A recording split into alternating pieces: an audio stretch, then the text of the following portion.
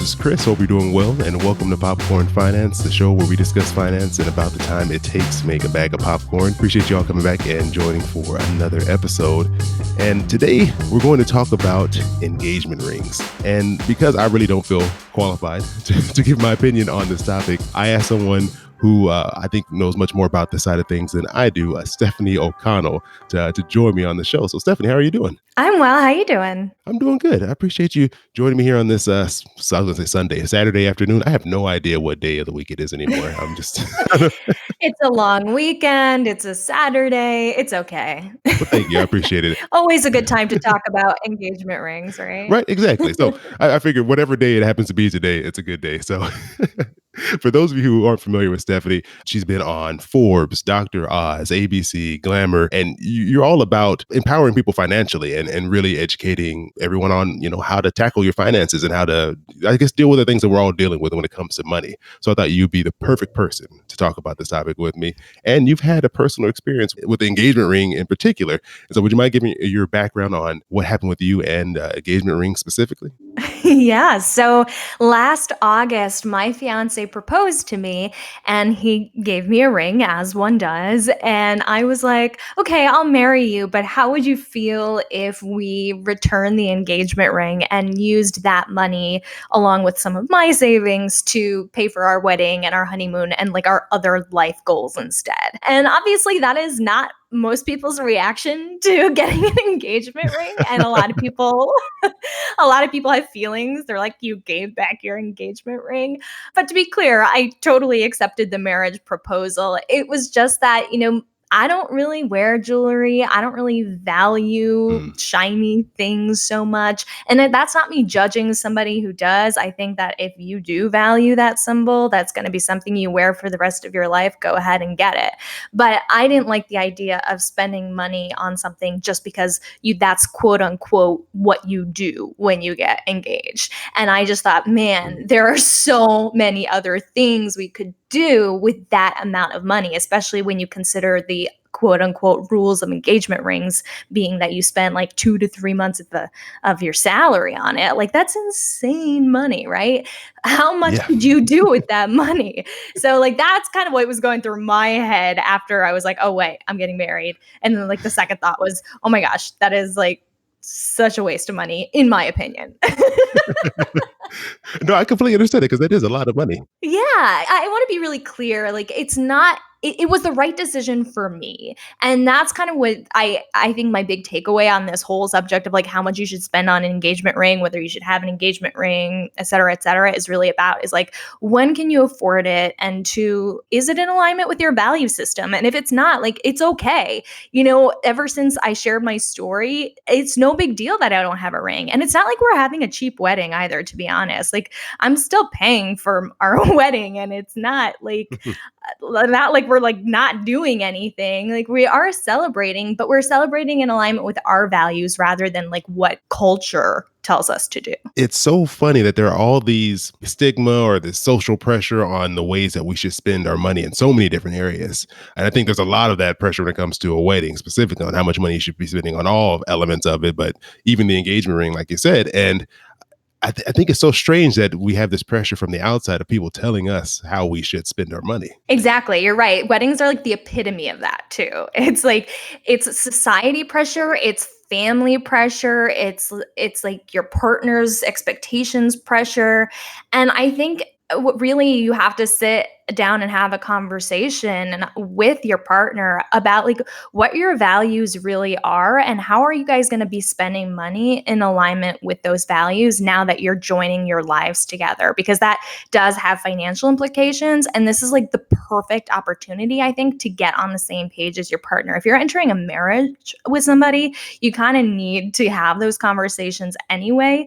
So this was actually a really great jumping off point for me and my fiance. I mean, we already live together. We already share a lot of expenses. So we had a lot of like surface level money conversations, but we didn't really talk more big picture and value stuff until we got engaged. And I was like, okay, so if I give back the ring, we'll have some money freed up for the wedding. But in addition to that, let's sit down and kind of like map out what are the things we want to buy or achieve financially in the next 5 years. And we kind of mapped out like, okay, we want to pay for our wedding. We want to take these trips. We want to save money to maybe buy a house. We might not, but we want to have the option to. And so like then we kind of added up all those numbers around like what our projected price tag was on our like dream lifestyle in the next 5 years. And we got a really clear sense of like what our priorities are.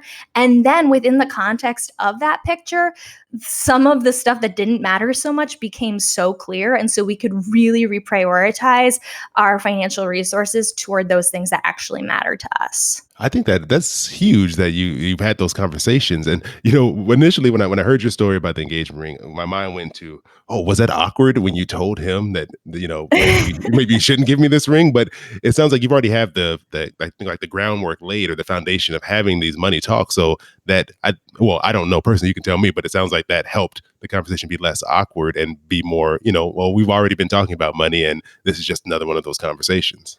Yeah, 100%. I mean, I'm an advocate of talking about money in some capacity from the first date. So like I'm all about just like being super clear and transparent. I remember when my fiance asked me out for the first time, I was like, I don't care what we do as long as it's cheap. I'm on a budget. And so like I established the precedent of having these conversations from day one, which means that now in year 7 of being together, like it's easier to approach these things. But that said, it's never too late to have these conversations. And hopefully you're going to be in a marriage for the rest of your life. So might as well start now because you got a long road ahead. And then, yeah, I think there's just like so much about getting on the same page that I think it can be scary to people. Like what you said about, were you worried that he would be offended? Like we had a history, so I knew that it was not going to be an issue. But even if he was, like, then that's an opportunity for us to have that conversation. Like if he did say, oh, well, it's important to me that we have a symbol and that you're wearing something, then that is kind of indicative of maybe where we're kind of miscommunicating or misaligned on our value systems and need to have a conversation about getting into alignment, because money is just like the symptom. It's not the actual thing, which is like the broader goals and values and priorities. And that's where we really want to get aligned. And maybe our money can be the entry point to making sure those things are aligned. I love that, because my initial reaction always is I don't want conflict. So I would be nervous for her, that like a question like that or topic to bring up some type of issue. But you're right that that probably needs to be something that needs to be talked about anyways. And even if his reaction maybe would have been maybe more to like, I want you to do this for these reasons, at least it starts a conversation and it gives you an opportunity to discuss it, or versus it just kind of just staying, under the surface and never coming up until, years down the road. So no, I think that's really great that you brought that up. I didn't even think about it that way. So yeah, you're changing my mind on having some of these difficult conversations. We do it with everything else. We have those difficult conversations around our health, around our family. I don't know why we suddenly think we're going to not need to deal with it with our money or that we should avoid it. It's kind of a necessary thing. And just because it's uncomfortable doesn't mean it's not a conversation worth having. Yeah, exactly. And, Stefanie, I think you do an amazing job of that through your speaking work, all the things you do online through StefanieO'Connell.com. And where can people go to kind of connect with you if they want to ask you questions or kind of see more of all the stuff that you're putting out to, I think, really encourage people to talk about money and deal with their finances? Yeah, so I've been really loving Instagram these days. I'm on Instagram at Stefanie O'Connell. I like to be there because I want to meet people where they are. And I really want to talk about money within the context of people's lifestyles and like the day to day. So it's really easy to get caught up in like, I need to save, I need to build credit, I need to invest. And that's all really important. And I talk about those things on my blog. But I also want to talk about what does that look like day in and day out when it comes time to get married or when it comes time to move or when it comes time to like deal with your money in your actual life. And so that's kind of what I try to do over on Instagram at Stefanie O'Connell. So you can find me there. Really appreciate what you're doing. And thanks again for joining me here on the show. Well, thank you. Your boy keep it poppin' like Mary Poppins.